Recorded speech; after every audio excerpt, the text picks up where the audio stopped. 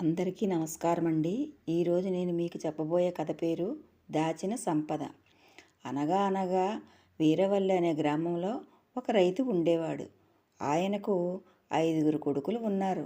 వాళ్ళు తండ్రి సంపాదించింది తింటూ సోమరిపోతులుగా తిరిగేవాళ్ళు. రైతు కొడుకులు గురించి రోజూ బెంగ పెట్టుకునేవాడు. ఆయన చాలా కాలం ఆలోచించి ఒక నిర్ణయానికి వచ్చాడు. ఒకరోజు కొడుకులను పిలిచి ఇలా చెప్పాడు. మన కుటుంబం భూమిని నమ్ముకొని జీవిస్తోంది. చాలా కాలంగా మీకు తెలియకుండా కొంత ధనం నేను పోగు చేసి మన పొలంలో దాచి ఉంచాను. నేను పెద్దవాడిని అయిపోయాను కదా, ఆ నిధి ఎక్కడ దాచానో ఇప్పుడు నాకు గుర్తుకు రావటం లేదు.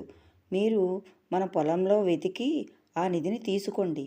మీ జీవితం సుఖంగా గడిచిపోతుంది అని చెప్పాడు రైతు. కొడుకులు పొలం అంతా తవ్వి చూశారు.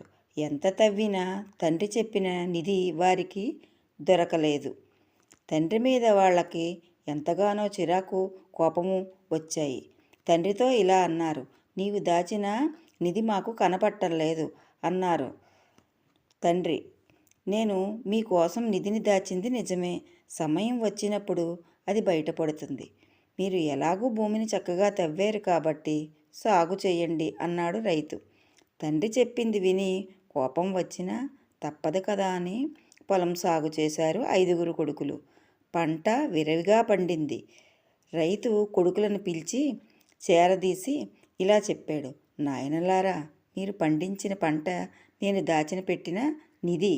కష్టపడితే ప్రతి సంవత్సరం మీకు ఈ నిధి దొరుకుతుంది అన్నాడు. రైతు కొడుకులకు శ్రమించడంలోని ఆనందం తెలిసి వచ్చింది. ఈ కథ కనుక మీకు నచ్చినట్టయితే లైక్ చేయండి, షేర్ చేయండి, సబ్స్క్రైబ్ చేసుకోండి.